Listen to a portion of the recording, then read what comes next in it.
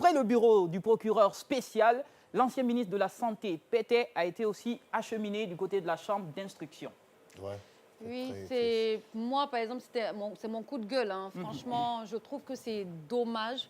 C'est assez déplorable. Tu comprends qu'on puisse, en fait, salir. Parce que je pèse bien mon mot. Hein, Salir comment? Salir, parce que je veux dire, ce monsieur, par exemple, c'est quelqu'un qui a beaucoup travaillé à l'international, dans les institutions. Non, mais laisse-moi aller au bout de mes idées quand même. Qui a travaillé dans les institutions internationales et tout. On lui reproche des faits, mais qu'on le trimballe, c'est-à-dire qu'il est tout le temps sur les réseaux sociaux, qu'on lui...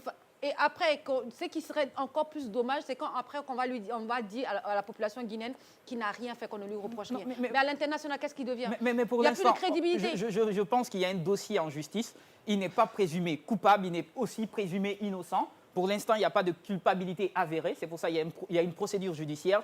On ne va pas dire tout de suite qu'il est innocent ou bien qu'il est coupable. On va peut-être dire que la justice fasse la lumière sur le boulot. Moi, en fait, c'est ce que je dis. Moi, je trouve dommage, voilà, qu'on puisse aujourd'hui en Guinée, en fait, réduire nos cadres qui sont à l'international, qui veulent... Parce qu'avoir ces images, moi, je me dis qu'il y a beaucoup... Mais si c'est avéré après qu'il a été... Non, si c'est avéré, moi, je suis d'accord avec la justice. Mais on ne peut pas ouvrir des chantiers de justice, des plaintes vis-à-vis de plusieurs personnalités, comme les anciennes dignitaires, et on ne voit pas le bout du tunnel quand même. Il n'y a pas de souci. Kourma, ça a été rapide quand même, l'expédition tout de suite. On veut accélérer le dossier. Qu'est-ce qui se passe? Oui, justement, c'est la grosse question. Qu'est-ce qui s'est passé autant et qu'est-ce qui se passe? Mais peut-être que ce sont des bruits, des casseroles, peut-être que le ministère, je ne dis pas lui, que le ministère de la Santé traînait il y a longtemps. Peut-être que lui aussi s'est englouti dans ces mêmes casseroles.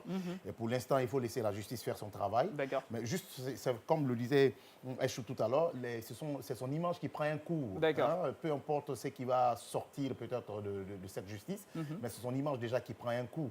Mais ce qui reste clair, moi j'interpelle un peu le président du CNRD, le président de la transition. Ce clanisme dans le gouvernement, il faut que ça s'arrête. Hein, parce que on sait comment, tu as parlé de la rapidité tout à l'heure, on sait comment ça s'est passé, et tout d'un seul coup avec un communiqué truffé de fautes et une injection truffée de fautes par le ministre Charlie, mais c'est une injonction.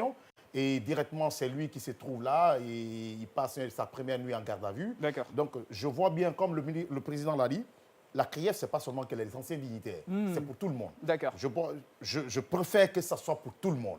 Puisqu'il y a eu beaucoup plus de bruit autour de certains ministres, j'aurais préféré aussi que ces ministres soient interpellés pour comprendre. Il n'y a pas de souci, interpellation des autres ministres aussi qui sont dans des lourds dossiers, c'est vrai. La presse a fait éclater assez de dossiers ces derniers temps. Il ne faudrait pas s'intéresser à une seule personne. Menace-t-il les intérêts de quelqu'un ou quoi? Ce n'est pas le plus important. Il faut surtout s'intéresser à tous ces documents, tous ces dossiers. Quand on veut que la justice soit la boussole, on prend le temps de la transparence, des poursuites judiciaires sérieuses et non sélectionnées qu'il faut poursuivre.